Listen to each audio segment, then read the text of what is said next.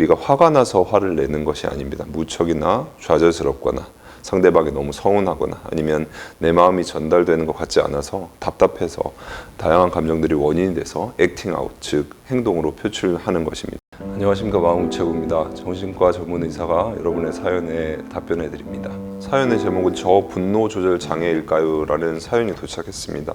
사연 읽어보겠습니다. 굉장히 비관적이고 나약한 중2 여자인데 정말 상대가 누구든지 간에 저를 화나게 하면 분노가 조절되지 않습니다.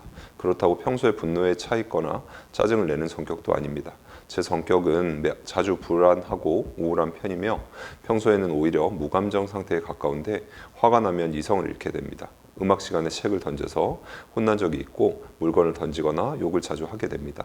반사회적인 생각도 자주 들고 잠도 잘 안 옵니다. 요즘 욕도 늘었고 제가 위험하고 반사회적인 사람이라는 생각이 계속 들지만 고칠 수가 없습니다. 이걸 부모님께 얘기했더니 분노조절 장애는 사실 자기보다 강한 사람 앞에서는 조절이 잘 된다라는 거짓 통념으로 막아버리시더라고요. 언젠가 정신과에 가봐도 되겠냐고 했더니 제 성질이 괴팍하고 성격적 발달이 느린 거라고 확신해 버리시던데 문제는 유치원 때부터 지금까지 쭉 이런다는 겁니다. 게다가 제 지능적 발달은 정상이고 이제 다른 것들은 적당히 구분되는데 대체 왜 분노 조절만 안 된다는 거죠? 이런 사연이었습니다. 오늘 사연은 분노 조절 장애에 대해서 의심하고 있는 분의 사연이었는데요. 사연자님의 글을 들으면서 가장 먼저 들었던 생각은 분노 행동이 나오기 전에 과연 사연자님에게는 무슨 일이 일어났을까라는 생각이었습니다. 분노를 터뜨리게 된 사건이 구체적으로 글에 나와 있지 않아서 무척이나 저는 궁금했었는데요. 자신의 분노 행동이 타당한 수준인지 조절이 안 될 정도로 과하게 드러난 것인지를 알기 위해서는 분노를 본 타인의 반응도 중요하지만 구체적으로 화를 표출했을 때 사연자님이 어떤 일이 일어났고 그때 어떤 생각이 스쳤고 어떤 감정이 느껴졌는지 먼저 이해하는 것이 굉장히 중요합니다. 당시의 사건과 생각, 감정들은 아주 순식간에 지나갔을 텐데 만일 마지막에 느낀 감정이 혼란스럽거나 스스로 처리하기 매우 쉽게 되면 분노 행동으로 표출될 수 있습니다.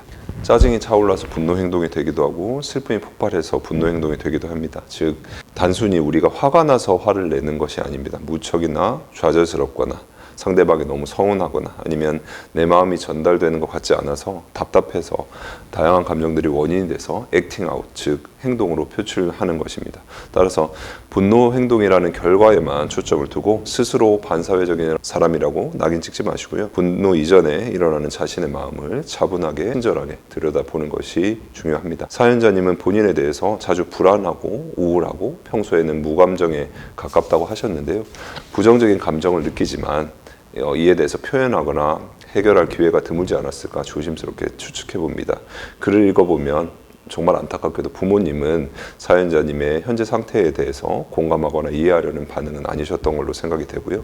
부모님과 소통하는 과정에서 사연자님이 더 큰 상처를 받으셨을 것 같습니다. 어떻게 보면 사연자님이 가장 답답하고 스스로에 대해서 많이 혼란하고 불안하셨을 텐데 충분하게 이해할 답을 그 누구도 해주지 않았고 공감받지 못하는 상황들이 계속 반복이 된 것은 아닌가 생각됩니다. 특히나 부모님과 소통할 때는 분노 행동을 해야만 조금이나마 소용되는 지점이 있지 않았을까 생각이 됩니다. 예를 들면 사연자님이 분노보다 약한 감정을 표현했을 때 전혀 전달이 되지 않거나 무시되거나 왜곡되거나 오해되거나 하는 등의 부적절한 반응으로 돌아오게 된다면 어떨까요? 점점 언어로 감정을 전달하기보다는 강력하게 눈에 띄는 분노 행동으로 전달하는 게 아이러니하게도 효과적으로 상황이 돌아갈 수 있었을 것입니다. 그렇게 하면서 분노 행동이 강화되었을지도 모릅니다. 보통 감정 이해와 표현의 영역은 부모가 자녀에게 모델이 되어야 합니다. 안타깝게 사연자의 부모님은 감정에 대한 이해도가 매우 낮아 보입니다. 그리고 정신과에 대한 편견이나 잘못된 정보를 믿고 있으시고요. 현재 사연자님이 중학교 2학년이고 보통 이 시기에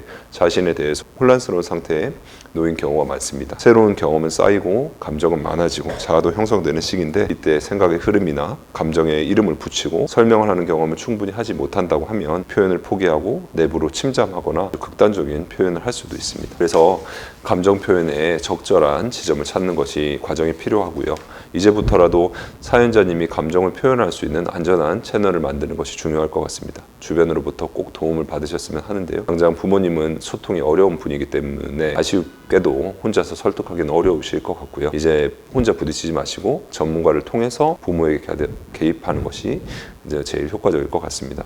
전문가가 전달해야 그나마 부모에게 현재 자녀의 어려움이나 심각도가 전달되는 경우가 많습니다. 지금 다니는 학교에 상담실이 있을 테니 용기 내어서 심리 상담을 꾸준히 받아본다고 하면 좋겠습니다. 전문가 선생님을 먼저 만나보고 정신과적 진료도 필요하다면 연계하시고 사연자님의 치료를 위해서 부모님을 설득해 주실 수 있도록 도와달라고 요청하시면 좋을 것 같습니다.